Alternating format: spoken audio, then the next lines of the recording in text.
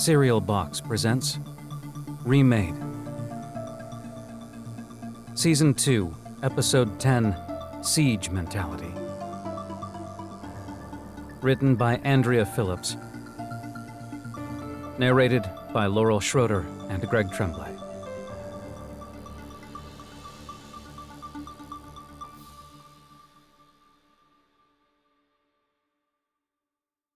Nevaeh, we need to talk. At the sound of Cole's voice, Nevaeh froze where she was, in the middle of throwing out scissors to Holden's rock in round 90 million of their running tournament. Holden and Nevaeh had started retreating into their shared bedroom together after lunch, since it made Oz happy to see them building intimacy. And more important, Oz's creepy puppets didn't come around as much when his wards looked like they were being obedient. Good thing Oz couldn't see into their not-so-obedient hearts. Holden stared hard over Nevaeh's shoulder, and reluctantly, she turned to see their visitor. Cole stood in the doorway, gray-skinned and haggard. He had a pleading puppy dog look in his eyes, and Nevaeh wished she could read his mind and know what he was going through. Well, she could guess anyway. He must be here to apologize for being such a grouch ever since they'd gotten to Sanctuary, not to mention laying hands on her. Not a moment too soon, either. Nevaeh was about ready to give up on him, even though she hated the idea of giving up on people. Holden stood up and did that thing men do to each other sometimes, bristling and tensing his muscles to look bigger and meaner. Maybe Nevaeh doesn't want to talk to you. It was risky for him to act this way, even with Oz listening and ready to punish them all for any perceived conflict. She melted a little more at Holden's willingness to step up for her, even if she knew he'd do it for any friend, not just her. She rested her fingers on his arm. "It's okay," she said. "I'll hear what Cole has to say for himself. Give us a few minutes, all right?" Holden looked into Nevaeh's eyes, searching, like he wasn't sure she really meant it. "I'll be close by if you need me," he said. He bumped shoulders with Cole on his way out the door. On accident. Oh, boys. Nevaeh turned her attention back to Cole. "You have something to say to me?" She was a little cool, but not downright frosty. If he was ready to extend an olive branch, then she'd hear him out. Just so long as he was sincere. But she didn't owe him anything. Not after he'd become violent with her like that. Cole sat on the bed beside her and rested his head in his palms. "I want to be straight with you," he said. Nevaeh made a non-committal listening noise. "The thing is, back in Arcadia, I found something, and I never told anyone about it." Nevaeh frowned. This wasn't starting off much like the kind of apology she'd been hoping for. "Found what?" "Remember the day we discovered the museum together? There was a computer there, and it read my DNA or something. It searched up some old news archives, or I don't even know what." Cole paused here, staring at nothing, his face twisted up with grief. Just when Nevaeh wondered if he'd stopped talking, he started up again. "It showed me my family and what happened to them. How they lived and how they died. All 1,000 years ago. It hit me pretty hard, so..." Nevaeh hadn't thought much about her parents before. She was too focused on surviving the here and now. But Cole's confession made her remember that everything that was going to happen to her parents had already happened, and she might never learn a thing about it. She found a new pocket of grief she hadn't known was there. She was the one who had died, but she'd lost them at the same time. And mourners always wanted to know why. How? To make sense of it all. As if death ever made sense. Nevaeh jerked to her feet and backed away from Cole. "How could you keep this a secret?" she snapped. "Maybe all of us could have found out what happened to the people we love." "I'm telling you now," Cole growled. New questions kept popping into Nevaeh's head. Had her mom and dad come together in grief after she was gone, or been driven apart? Had they had long, happy lives without her? Did they replace her with more children after she was gone? But there was no going back to Arcadia to find out. Arcadia was dead, and her grounds were crawling with caretakers. Even if the museum were still working, there was no way for Nevaeh to slip in and ask what had happened to her own parents. An unaccustomed fury flared in her, hot and bright like a new star. I used to think you were a good person, Cole. I used to think you cared about other people, that you were responsible. But you're just a selfish creep. Cole was turning a deep red, purple even. His face set into lines of rage, the same mask of feeling he'd been wearing ever since they'd come to this place. This badly named sanctuary, where the only thing they were safe from was making any of their own choices. "Excuse me," Oz said.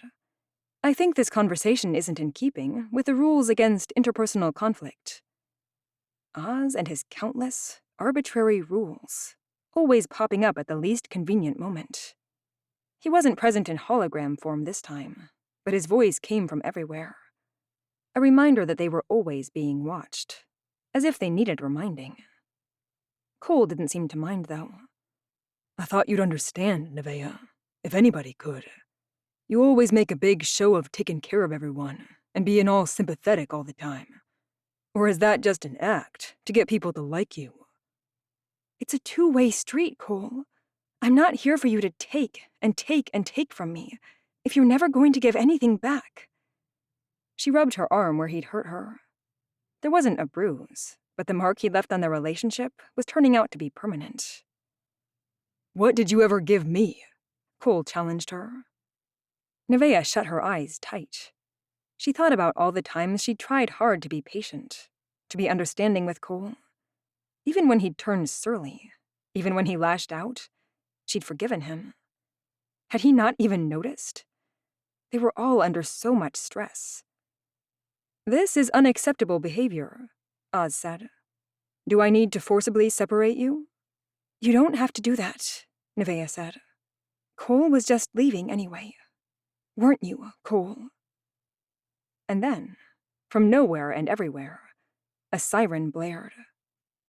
Nevaeh's ears were full of the sound, like it was drilling into her eardrums. Oz spoke through every speaker in Sanctuary at once, arriving in uncanny, asynchronous echoes. "Emergency! Emergency! Perimeter breach! Shelter in place! This is not a drill!"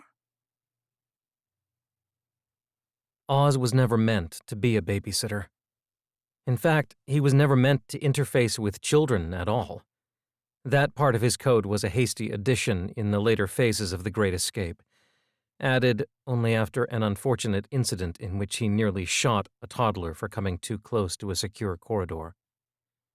In Oz's defense, the toddler really didn't have the security clearance to access that corridor, and the toddler was unharmed, though the parent needed tranquilizers for some time afterward. When it grew obvious that, as a sanctuary location, Oz's humble bunker would have to be a family dwelling indefinitely, not just during the transit period, the top brass had made a few more changes. These changes equipped Oz to monitor a persistent population of young people with poor judgment and actively prevent them from making any of several hundred catastrophic mistakes.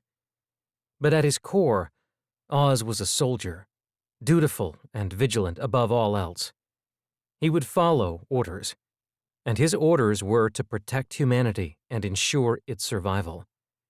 His most rugged and lasting capabilities were, therefore, entirely defensive. Time and weather were no match for him, and his cameras above ground scanned for threats even now, viewing well into spectra invisible to the human eye. It was rare for him to sense much worth logging, though. Large animals lumbering near his perimeter were no imminent danger. Shifts in wind and temperature were recorded, but insignificant to his mission. He was on his guard against machines. And now there were machines on his perimeter. Not the worst and deadliest, to be sure, only caretakers. But once, long ago, he had seen what caretakers could do to his human charges. He had trusted too much that they were harmless and had been helpless to prevent the ultimate tragedy. He rerouted his resources, regrettably cutting power to the living area for the time being. The occupants could survive for some weeks without constant ventilation and temperature control. He made sure to lock the doors, too. One of the lessons he'd learned from the last time was to make the caretakers work for every inch. Now, he had a second chance, and he would not waste it. He'd had decades, centuries, to think about where everything had gone wrong. And he'd devised a solution should this moment ever come. In a warehouse, deep in one of Oz's sub-basements, the solution stirred. Are you sure this is it? Inez asked May. There was a doorway and a handprint reader, but nothing else. Besides that, the place was swept clean, the grass evenly cut, with not a single tree or leaf in the carefully manicured perimeter. I'm sure, May said again. Everyone hung around the edge of the clearing, humans and keepers alike, apparently united in a feeling of unease. The constant, faint clicking of keeper joints did little to make Inez feel more comfortable. The humans were straight up outnumbered by machines, so she'd been on edge for days now. Weeks. Ever since they left that depot. This is where the map said. May's voice was flat. She'd never had a lot of patience to begin with, but ever since she'd had her falling out with Gabe, she'd lost the edge of cutting humor Inez had always liked about her. But it's just a door. Where's the sanctuary part? Hiram's voice cracked a little. The kid was growing up more every day. Tough time and place to be doing it, though. Underground, maybe, Amelia volunteered. Like a bunker. She chewed on the ends of her hair, nervous. The conversation lapsed. The humans all stared at one another, each willing the others to say the right thing. Or at least, something. Well, Inez had learned that if you wanted to move things along, sometimes you had to make them happen yourself. We're here, so now we have to talk about what exactly is going on. She turned to Jingwei, hands on her hips. Do your pet keepers have a plan they want to share with the class? Sparky said we needed weapons, but what is there to fight? More caretakers? Slime monsters? Zombie Nevea? Where are the others anyway? Hiram frowned at the grass, as if he'd expected to see footprints or something.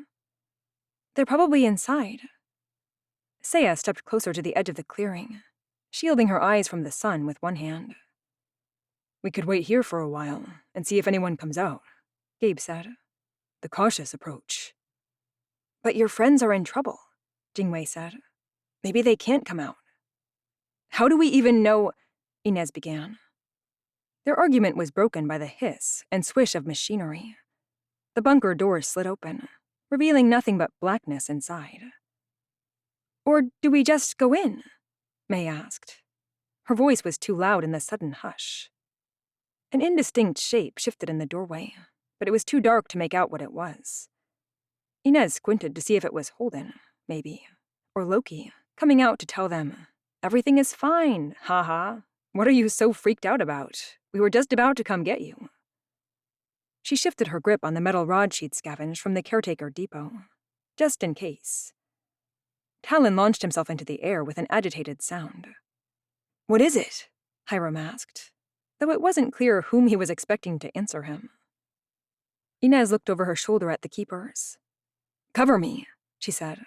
I'm going to check it out. She eased into the clearing, slowly, trying not to perform any sudden, attention-grabbing movements. The shape in the doorway eased forward, too, and into the sunlight. It was a machine. A caretaker. No, it was something else, Inez realized. Something like a caretaker, but not like any of the keepers they'd brought with them.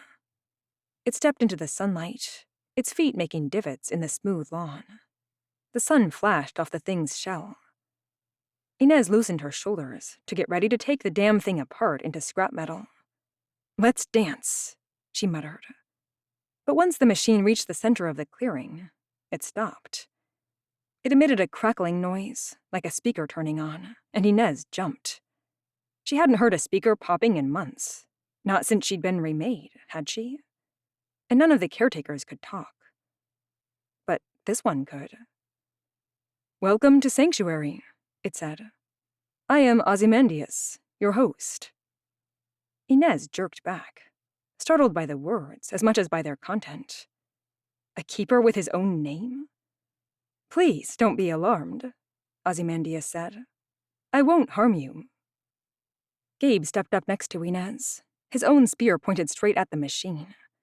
He flicked a significant look at Inez before turning his full attention to the caretaker. What the hell are you? And what is this place? He asked. Did you hurt our friends? Hiram blurted. Smooth. Even Alex, hanging back behind Hiram, winced at that one. The caretaker raised and lowered each of its legs in turn, as if it were nervous. Your friends? You must mean Holden and Nevaeh, and Loki, and Sunita, and Cole. There was a long pause. And Umta, Hiram added. Of course, Ozymandias said. They're all inside, completely unharmed. Would you like to come join them? The others gathered closer, drawn in by the robot's words. Stay on your guard, Inez warned them. This could be a trap. The keepers stayed put, arrayed behind the kids, watching but motionless. I assure you, said Ozymandias, your friends are perfectly healthy and safe. And you will be too. Won't you come inside? I don't trust it, said May. Inez snorted. No shit. Hey, Ozzy Manatee, if our friends are so healthy and safe, why don't you send them out to tell us about it? I'm afraid that won't be possible, the machine said. It's dangerous here. It reached out a pincer to take Inez by the wrist. Come inside. It's safe, I promise. Inez struggled to free herself, but the cold metal was inescapable. She banged on the thing's joints with her metal rod, but to no apparent effect. The caretaker began to move. She stumbled as the machine pulled her along with it, toward the doorway. Stop! She shouted. Help! 3 of the keepers raced forward so fast she could hardly track them. One scurried to block the Ozymandias caretaker's path to the door. Another grabbed the pincer that was holding Inez and pinned it in place, even as the caretaker tried to keep pulling her toward the door. It deployed a small blowtorch, aiming to cut Inez free. She hissed at the heat, a little too close to her skin. The third keeper unfolded a thick metal spike from somewhere inside its body. It plunged the spike into the enemy machine's single eye. There was a shower of sparks, and Inez's attacker went dark, though it didn't loosen its hold on Inez, even in death. She shook, but tried to keep still so the flame wouldn't hurt her. Then the second keeper finished cutting, and Inez finally pulled herself free. She scrambled back a few feet, eyeing the now-dead caretaker. Guess we have an idea of what kind of trouble, she said. Whatever's in there really wants to keep people inside. And then a proper caretaker emerged from the doorway, a model they recognized. It stopped just outside the door, and with a whirring sound, reconfigured itself into something strange. Plates of metal around its joints, and something with a 2-pronged tip that looked suspiciously like a taser. Looks like Ozymandias' big brother is mad at us, Gabe said. May nudged Jingwei. Can you talk to it? Maybe? Jingwei squinted in the distance at the caretaker. Inez fought the cold feeling settling into her guts and tried to shake away the memory of Teddy dying a hero. The caretaker across the clearing from her looked back at her. It couldn't be gloating, but it felt like it was. Jingwei shook her head, hesitant. There's no signal coming from that caretaker, she said. Sparky says it doesn't have a brain. It's like it's totally empty inside. She shuddered, and Inez wondered what picture Sparky had used to get that idea across. There was new movement from inside the doorway to Sanctuary. Another caretaker emerged and took up a station next to the first. Then another, and another. Soon an avalanche of caretakers emerged from the doorway, each a different model with a different configuration. They were all shielded and ready for battle, with an assortment of mismatched accoutrements. Cutting blades and saws, nail guns, things that looked like cattle prods and spurs. A few even had laser turrets mounted on their tops. They arranged themselves in a formation, shoulder to shoulder. Not that caretakers have shoulders, Inez thought wildly. Please, don't be alarmed. I won't hurt you. That voice, Ozymandias's, emerged from all the caretakers as one. Come inside where it's safe. Then, inch by inch, they swept forward, like a wave rolling in from the ocean. There was no running away from this. There was nowhere to run. Time to fight. Shit, Inez said. Everybody, watch your backs. She bent down and recovered her dropped chunk of rebar. Showtime, Jingwei said. The keepers burst out of formation. They circled the humans in a protective egg, positioned to take the brunt of the attack. Inez felt a wash of relief at this proof that they intended to live up to their end of the bargain. She braced herself for action, raising the metal rod in front of her face, like she'd be able to dent a caretaker into submission. There was a hush. A breeze caressed her forehead, like a quick kiss for luck from someone she'd lost. She heard a small, hopeless sound, maybe from Alex. Then the battle began in earnest. The two walls of machines met with a fury of sound. Sparks burst through the outer shells of caretakers. A rain of sharp-edged metal pieces blasted toward them as one of the keepers was torn apart. Amelia shrieked and scrambled away from the edge of the conflict. One caretaker broke through the hole in the wall. A sleek black thing with amber lights in its chassis. The caretaker loomed over Inez and raised a razor-edged arm. It struck out, and she reflexively raised her weapon to block. But nothing hit Inez. Instead, the caretaker's arm struck against a keeper's body, metal against metal, ringing like a doomsday bell. Inez dodged clear and pounded her cudgel on the enemy caretaker, but the machine didn't even notice her presence. It kept grappling with the other machine. Smoke and shrapnel whirled around them as the two slowly tore each other to pieces. Inez backed away, heart pounding. She tried to see if anyone needed help. Talon circled overhead, screaming at the conflict. He stooped and grabbed Hiram's shirt as if to carry him to safety, but the Cumberbatch wasn't strong enough to lift Hiram off the ground. I'm okay, Hiram shouted. Let me go! One of Jingwei's keepers burst ahead of Inez in a flurry of violence. It emitted a pulse of something red and hot.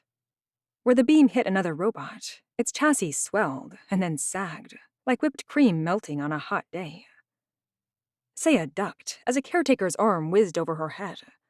There was a loud popping sound. 1, 2, 3. Bullets, maybe? Rivets, like from Loki's gun.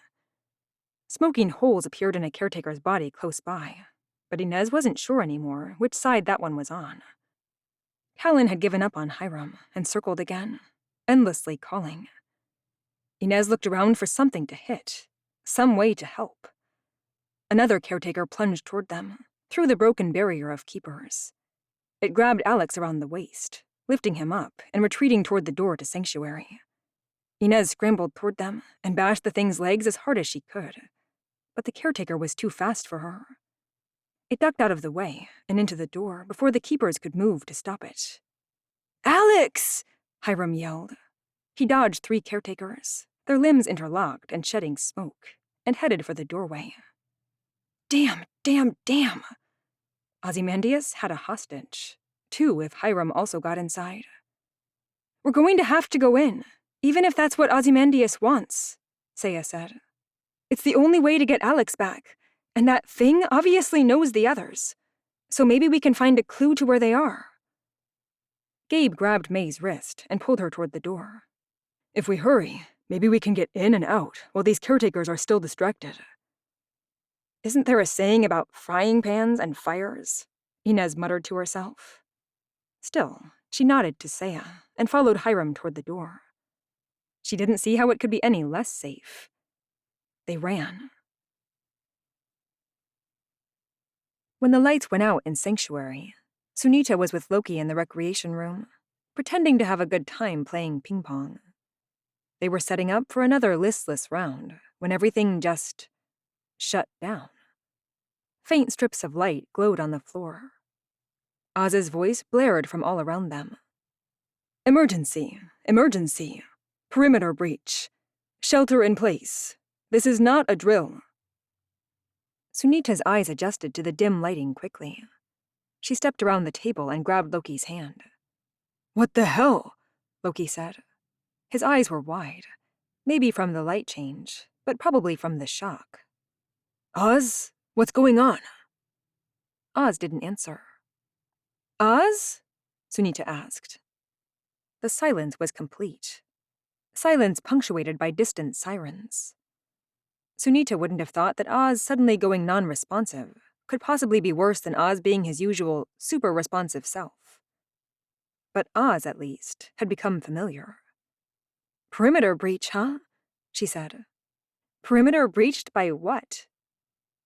The caretakers from Arcadia, Loki said. Maybe they found us. Or maybe Oz's puppets finally went over the edge and want to kill us. Whatever else you can say about Oz, he does at least want us alive. That was a bright side to their captivity, to be sure, but not bright enough. It could also be, she said quietly. They'd kept the secret of the other half of their group from Oz this long. She wasn't going to blow it now. Sunita took a deep breath. What do we do? What can we do? Shelter in place doesn't sound like a great idea, Sunita said. If there's a fight, I want to fight. Loki squeezed her hand. Me too. Sunita tried the door, but it didn't open. They were trapped in here, locked in like unruly children. Except even more so than usual. Maybe it was her imagination, but the air felt too thick and hot, and she was acutely aware of the thud of her blood moving through her heart and lungs. We have to get out of here. Oz, Loki said loudly, one more time. Oz, are you listening? I don't think he's watching us right now, Sunita said. Hope surged in her for the first time in ages. Loki, this is our time. If he's not paying attention, we can get to that weapons room and try to break in. How do we get out of here, though? Loki looked around, frowning. He had a cute little wrinkle between his eyebrows when he did that. Sunita grinned. The vents, she said. I've had my eye on them for weeks now, and I have a pretty good idea of how they fit together. Give me a hand. She started pushing the ping-pong table toward the middle of the far wall. It stuttered across the floor, protesting at the motion. Are you sure about this? Loki asked. I thought you could only do that in movies. Tell me if you think of a better idea, Sunita shot back. She hopped up onto the table and pulled at the grate covering the air duct. It didn't budge. Hang on, Loki said. He fished a spoon out of his pocket and handed it to her. Try this. When did you... Never mind, tell me later. She used the spoon to pry at the grate. The metal covering bent away, slowly, enough for her to work the spoon in deeper. Finally, half the grate snapped off, and Sunita could use her hands to pull the other half free from the wall. A shower of dust came away with it. Sunita flashed Loki a smile. Now give me a boost. He clambered beside her onto the table and made a stirrup out of his hands. She grabbed the edge of the duct, took one last deep breath, and dove headfirst into the blackness. Jingwei ran in a jagged line toward the door into Sanctuary. She could feel the keeper's chatter in her head, overwhelming, but she couldn't make out what any of it meant. It was like sitting in a loud restaurant in a country where she couldn't speak the language. Sparky ran beside her, dodging bullets and blows. Jingwei tripped on a torn-up patch of earth, and Sparky steadied her. They ducked through the door. A few of their keeper allies had already fought their way ahead, and now they stood just inside, guarding the passage. Inez ushered Gabe and May through the door, then Saya. The room they were in was cave-like, dark with phosphorescent lights close to the floor.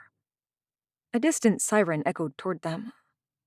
Talon swooped in, searching for Hiram. Sebastian made it in at last.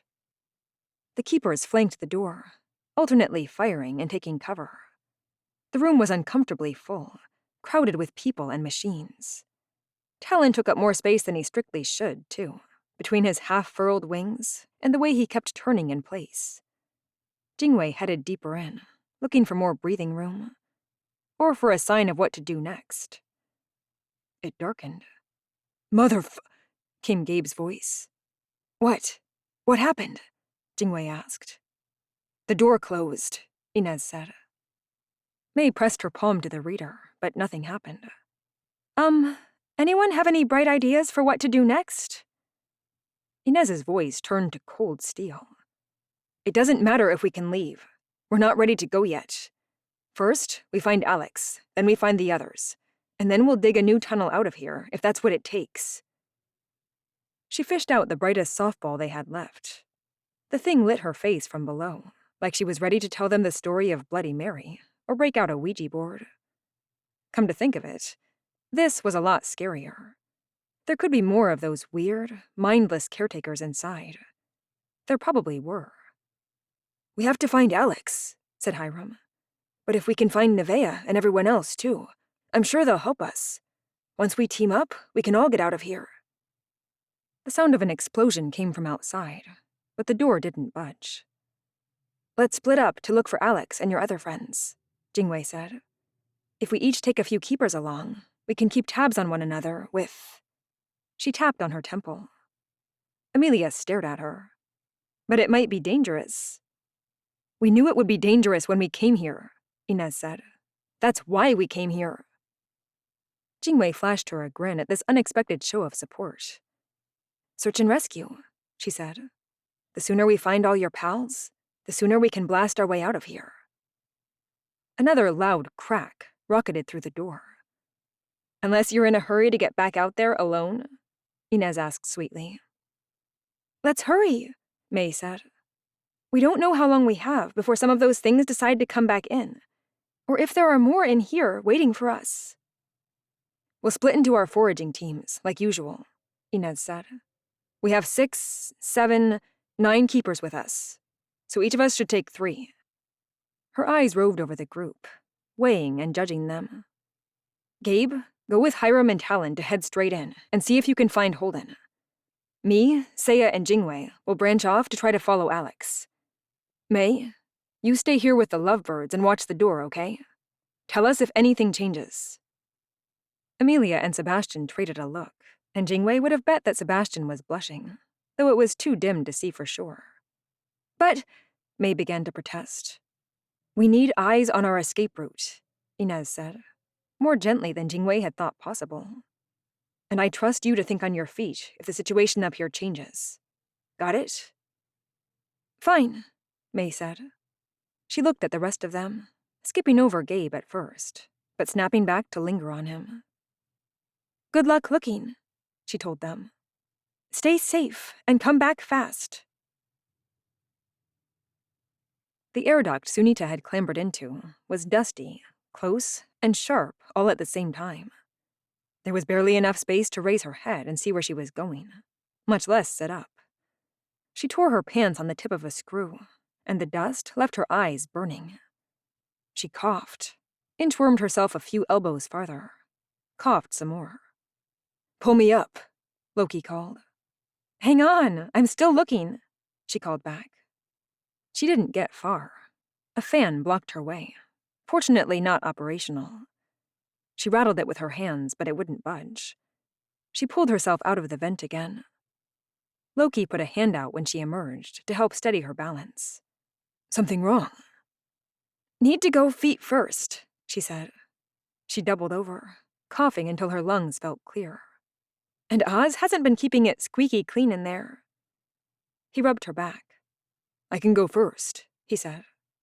Look at the big damn hero, Sunita said, but she flashed him a smile to keep the sting out of it. It's fine. I'm fine.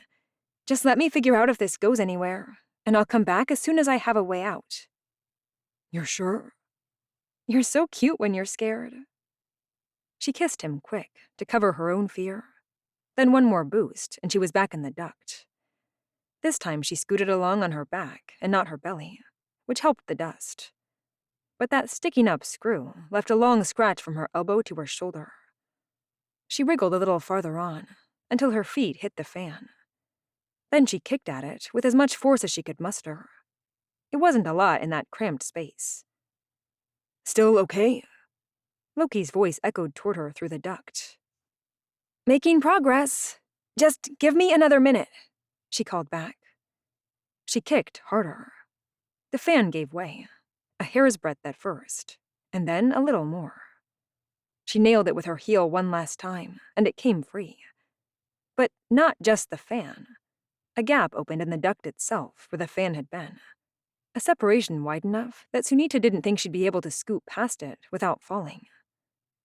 Well, it wasn't like they could have traveled far just inside the ductwork, anyway. "Can you get up here by yourself?" she called to Loki. "I found our exit."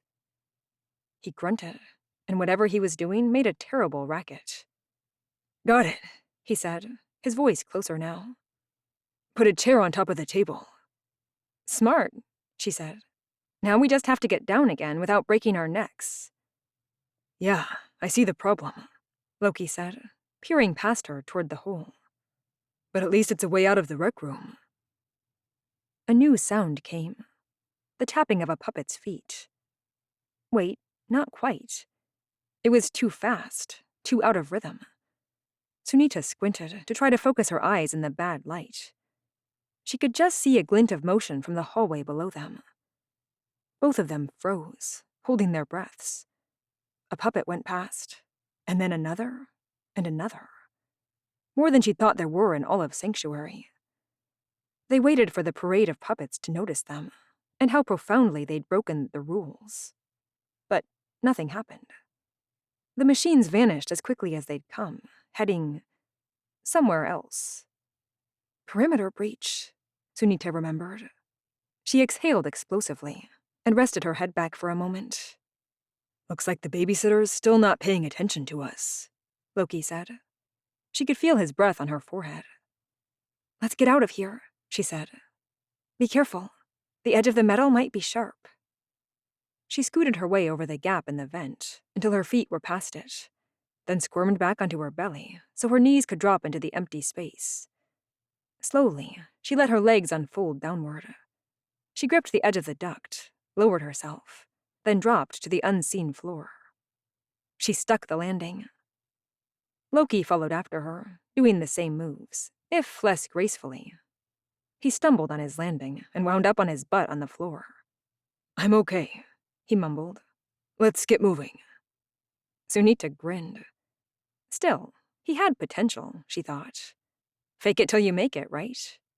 And if she could keep Loki's spirits up, he'd keep hers up. They were a great team.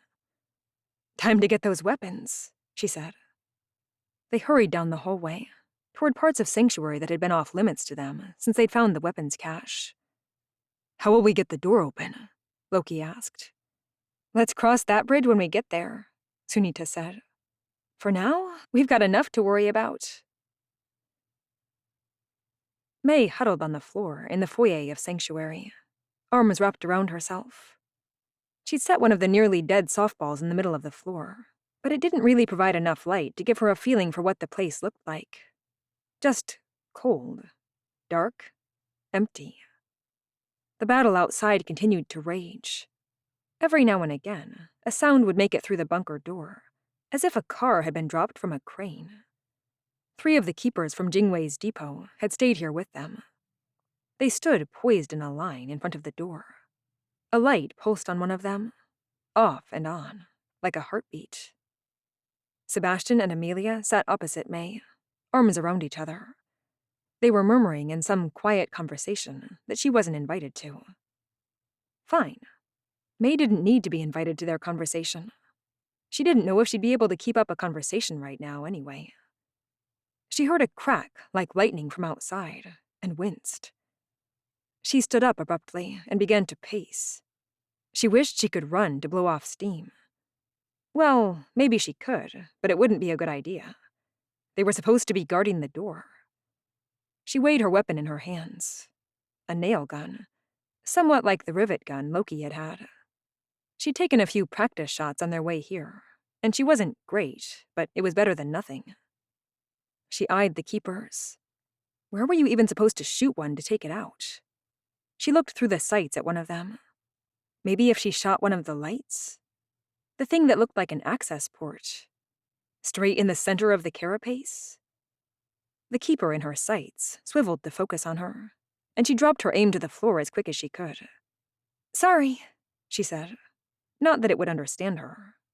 It moved toward her. "No, really, I'm sorry," she said, backing away. The keeper brushed past her and down the hallway. She watched it go, bewildered, then followed a few steps onward. There was a glint of light. The keeper hurtled back through the air and smashed at her feet. Another machine loomed over it. It reached for her. "Run!" May screamed. "Run! They're in here with us!" She raised the nail gun. Somewhere along the line, Hiram had become a little scared of being inside. He'd always liked it better outside, of course, under a free and wide-open sky. There were trees outside, and birds, and all of nature. But inside had never really been bad before, just not as good.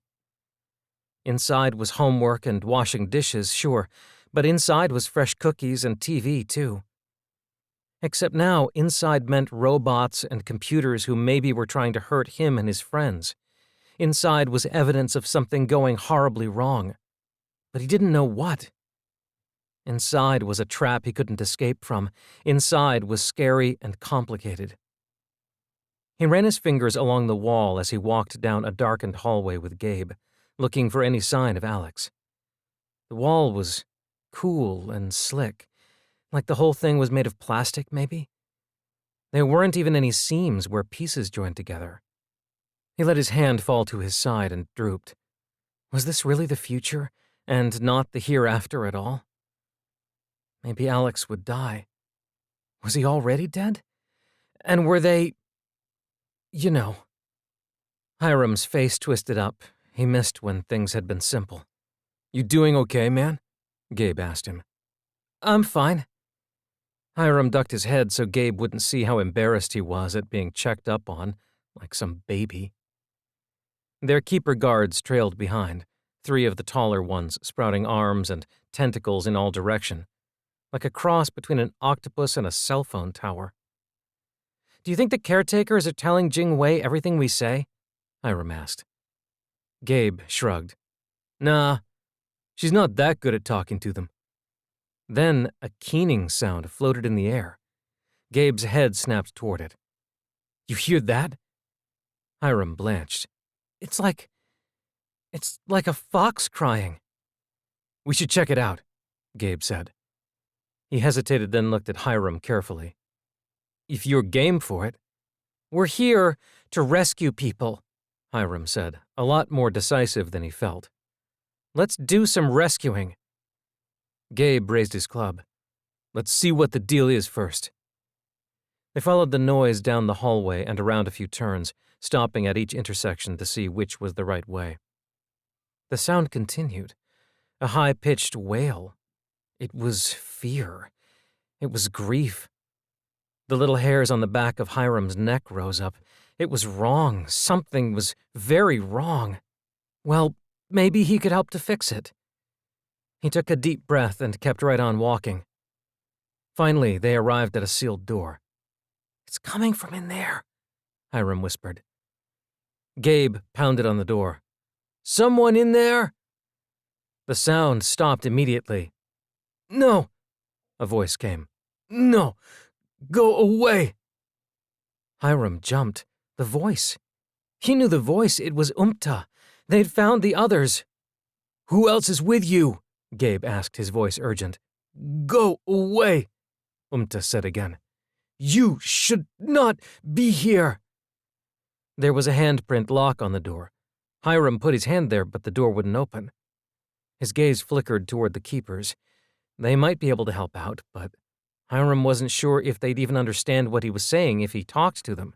And Arcadia had been weird about Umta, so he wasn't sure how caretakers would treat her, even keepers. "Now what?" "I have an idea."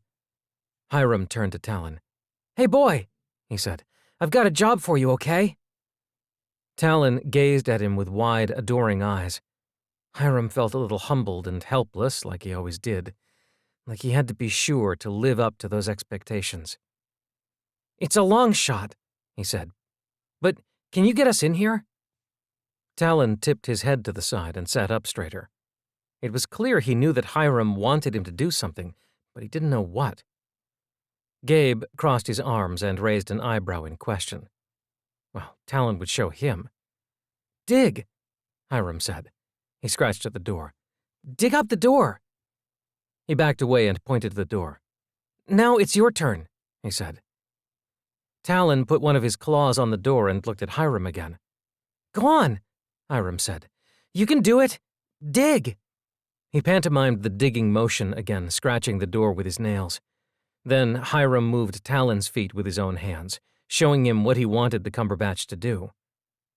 Talon had sure grown a lot since Hiram had first found him. He was as big as a very big dog now, with a wingspan maybe 12 feet across. And his claws were a lot bigger, too. Hiram began to remember, uncomfortably, a story his dad had told him once of a man who had raised tiger cubs by hand, until they ate him one day.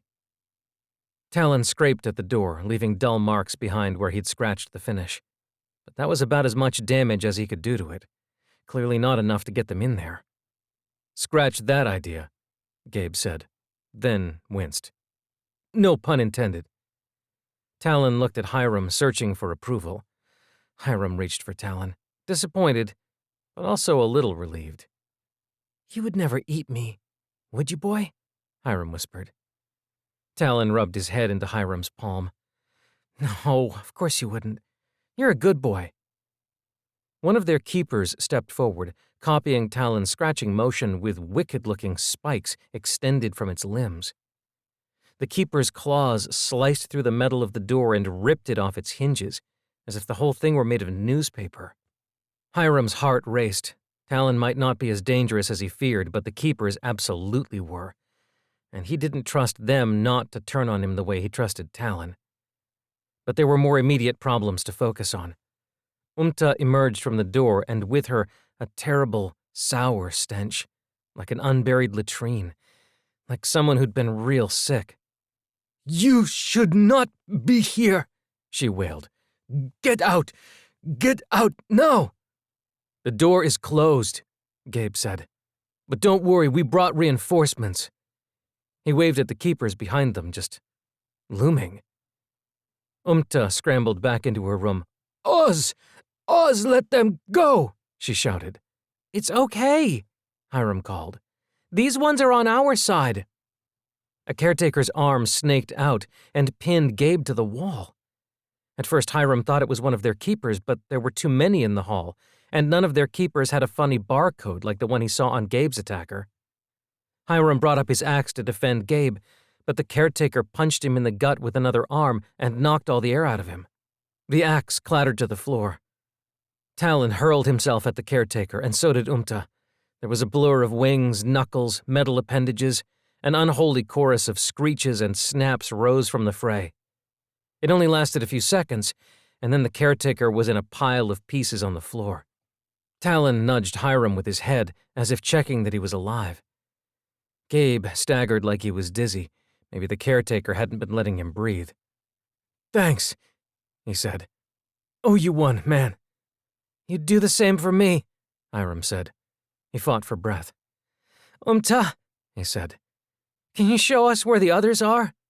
"I think so," she said, still looking worried, though. "Come with me." Before Hiram could pick up his axe and follow her, another caretaker loomed in the hallway. And this one wasn't alone.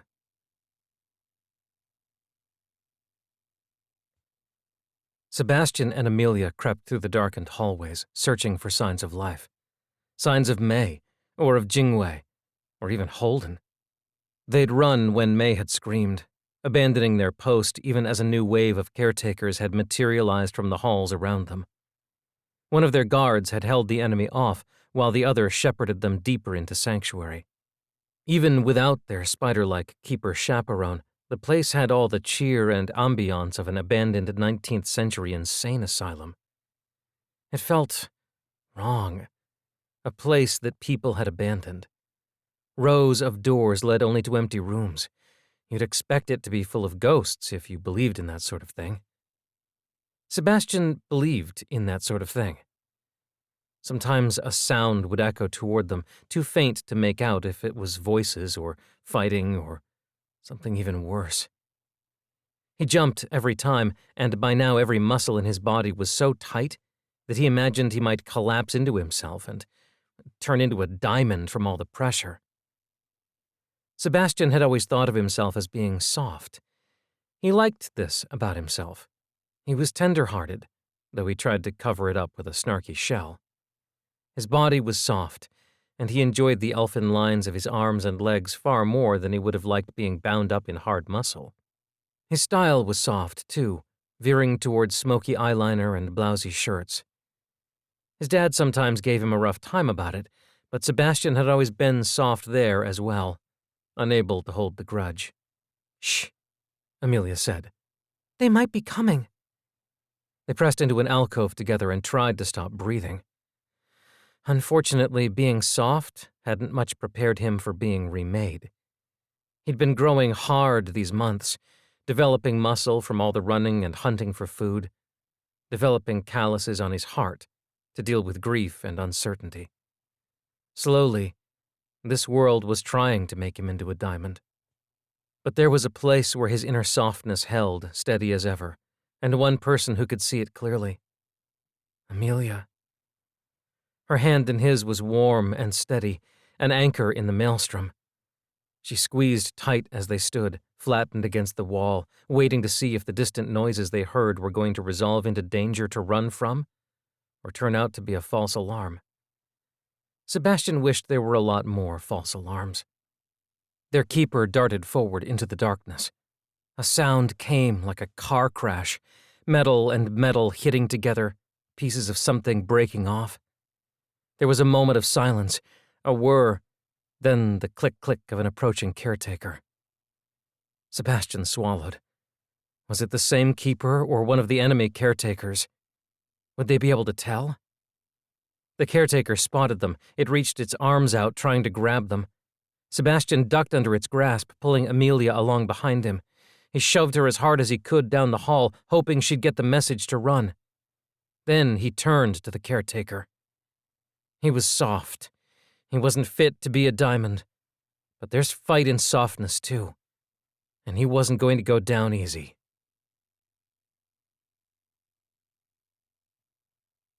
Holden pounded on the door to his shared bedroom, where Nevaeh and Cole were locked up together during this power outage or whatever it was.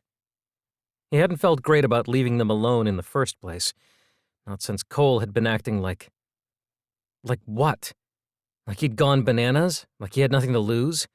Like a meth addict? One of those. All of those. He hadn't gone far, just a few steps down the hall, enough that nobody could say he was eavesdropping. He'd been furious when he'd learned that Cole had hurt Nevaeh once before.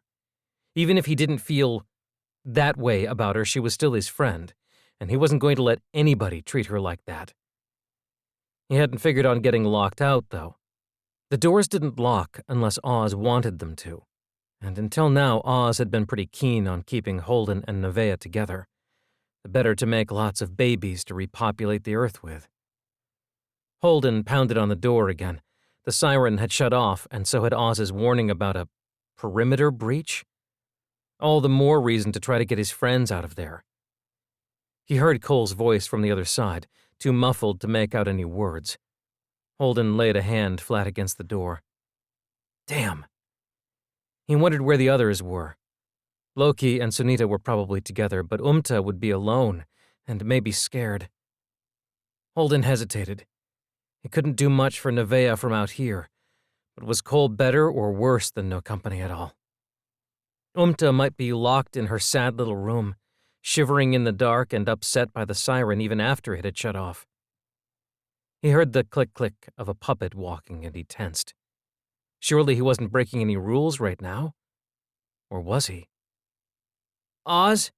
He said out loud. Where am I supposed to be? For once, Oz didn't answer. Those puppet feet drew even closer. Holden flattened against the wall despite himself.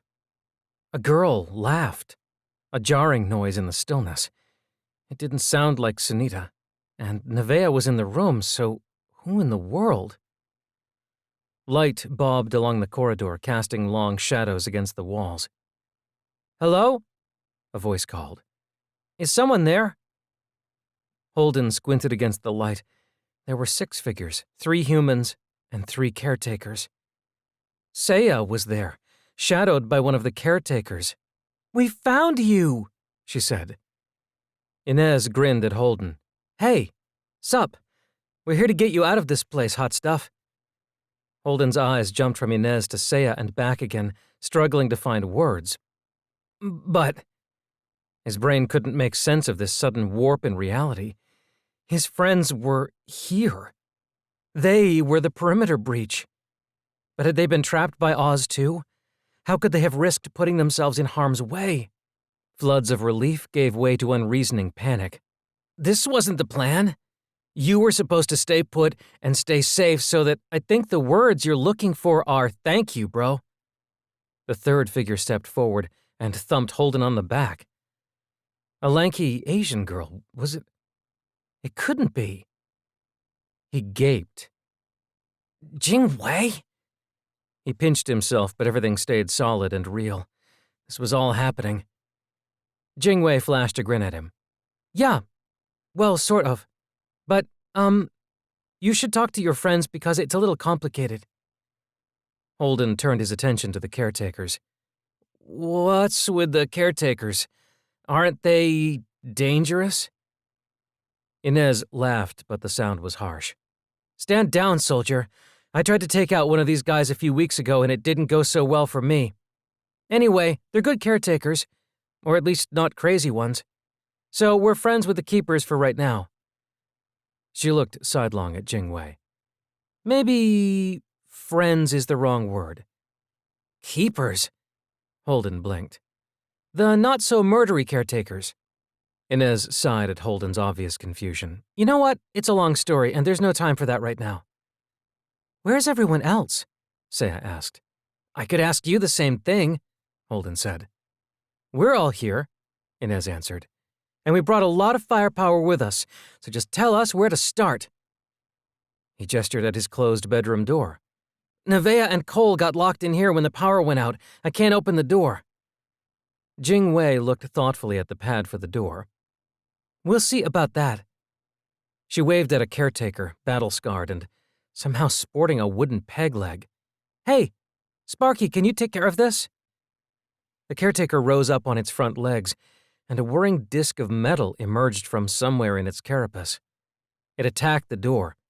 Yellow sparks from metal hitting metal showered everywhere, and Holden smelled burning, with a faint whiff of pine sap. Sparky cut a clean line down one side of the door, and then pulled. The door came away almost like it was meant to be removable. Nevaeh and Cole were flattened against the far wall. Holden popped his head past Sparky. It's okay, he told them. Apparently, Inez and the others are here to get us out of this pit. Cole blinked at Inez. Hi. Can you do that? Inez shook her head. Maybe, she said. There's a big fight going on outside right now, and, well, live free or die trying, isn't that what they say? Sure, Cole said. He did not appear to think that was what anyone said, but it was probably just the same shock of seeing their friends again. It's good to see you, Nevaeh said.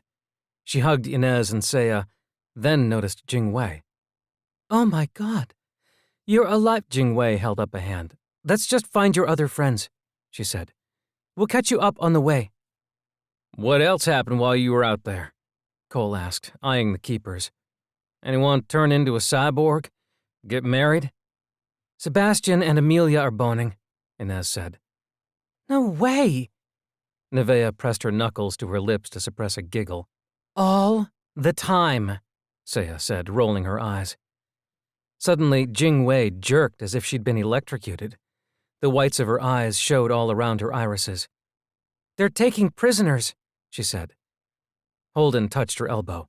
What? Who's taking prisoners? Jingwei frowned. Ozymandias? The caretakers from here. Puppets, Holden said. Sure, puppets. They're taking prisoners. They had Alex and now they've got May and Sebastian and… It looks like a cave woman got away. Jingwei's nose wrinkled. Holden started. Jingwei would know Umta. So who? Umta, Saya said. Jingwei shrugged, though she looked unconvinced. If you say so. Inez leaned against a wall and pressed her head back, trying to think. Do the keepers know where everyone else is? Loki? Gabe? No, Jingwei said. I wish, but no. And it sounds like the keepers up top are losing. She looked indescribably sad. I know where to look for Loki and Sunita, said Holden. Let's go.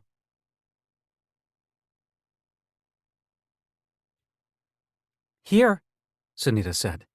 She leaned against Loki's shoulder. It's clear. Loki studied the shadows, looking for signs of motion, but there wasn't anything. They'd made it to the door of the weapons cache, according to plan. They hadn't seen any more caretakers, thankfully, and Oz was still distracted by… whatever. But for who knew how much longer? Loki's stomach clenched from the mounting adrenaline. This was their time to strike, and they'd made it all the way here. Just one problem. So now we have to figure it out. How do we get the door open? Loki asked. That's the multi-million-dollar question, Sunita said. She bit her lip in that cute way she had and studied the ceiling. I really thought there'd be another vent that came out on the other side, she said. No dice. Loki examined the door carefully. There had to be some kind of safety release or hack or… who was he kidding? There didn't have to be. He kicked at the door in frustration. We're not going to beat it down, Sunita said. There's no way. Loki frowned. What about the walls? He pressed a palm to the wall to feel the material it was made of. Strong, with a little flex to it like matte vinyl. What could destroy plastic? Chemicals could dissolve it, maybe. But it wasn't like he had a lab here to use, even if he knew the right ones. Sunlight would degrade vinyl, but he didn't have the sunlight or the time it would take. Heat, maybe. He frowned again. I wonder if we could melt the walls to break through. You got matches? Sunita asked. Because I don't. Loki drooped. Guess we need a different plan. There has to be something, Sunita said. Loki didn't share his unpleasant revelation with her. A noise echoed toward them, a flash of light from down the hall, the sound of caretaker feet running. Click, click. Shit. The babysitter was back on duty. Then something warm struck Loki in the chest. Long time no see! It was Inez, hugging him and grinning. He wasn't usually the hugging kind, but he was willing to forgive for now. He grinned back at her. Oh my God, he said. I could kiss you right on the mouth if Sunita wasn't right here. Inez shoved him back playfully and pretended to gag. Gross, she said. Holden was there too, and Saya and three caretakers. Cole and Nevaeh trailed behind, and then he saw Jingwei in the crowd, her hand resting companionably on a caretaker. His mouth fell open. Oh my God, he said again, though the intonation was very different. Sunita, though, took things more in stride. We can catch up later, she said. She eyed the caretaker lurking by Jingwei's side. Any chance that thing can get us through this door? The weapons room was a wonderland of violence. Things that looked like blasters, assault rifles, grenades and flares, things whose function Holden could barely guess at. Chains, cylinders, sleek wedges like pie pieces made of ceramic. So this was a military outpost then? Saya asked. Cole twitched like a wasp had stung him, but didn't say anything. Seems like it, Loki said. From everything we've seen around here, it just makes sense. Nothing about this place makes sense, said Nevaeh. She was hugged in tight to herself, staring at the weapons. Not a fighter, that one. They drifted through the room, picking up weapons, putting them down again. I can't believe what you've been through in here, Inez said. That's crazy. Holden shook his head. I don't know if I should be glad you came, or sorry you're stuck in here with us. He appraised a rack of weapons, energy guns they looked like. He picked one up to see how it felt in his hands. Loki took a deep breath in. So he's holding prisoners now? About half of your group? Yeah, Jingwei said. Plus, there are more keepers topside, but they're losing ground, and only a couple of hours are left on the inside. We're almost on our own in here. Why would Oz be taking prisoners? Sunita asked. Aren't we prisoners enough already? I guess now that there are so many humans around, he feels like he's got a few to spare, said Holden, a little bitter. So now he can put all of us in timeout?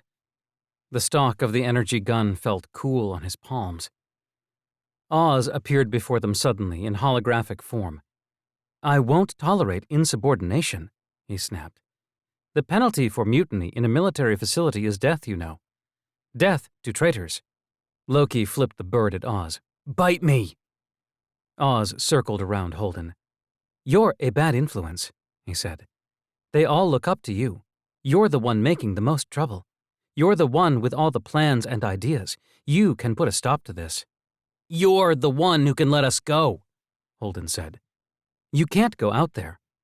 Oz gestured toward the roof, toward outside. You know what it's like.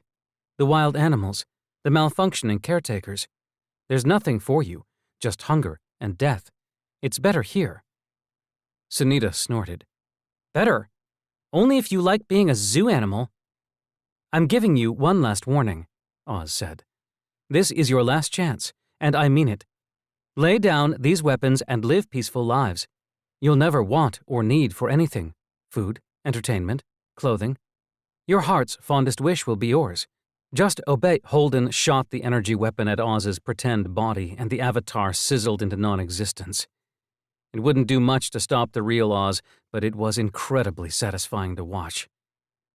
Inez picked up a gun too, not unlike the one Teddy had taken in his moment of glory.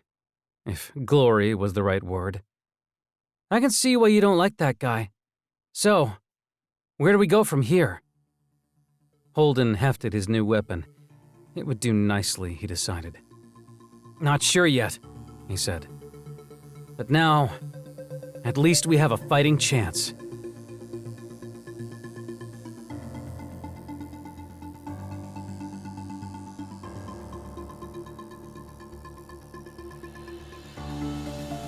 This has been Remade, Season 2, Episode 10, Siege Mentality. Written by Andrea Phillips. Narrated by Greg Tremblay and Laurel Schroeder. Audio produced by Amanda Rose Smith. Musical theme by Amanda Rose Smith. Copyright 2018 Serial Box Publishing.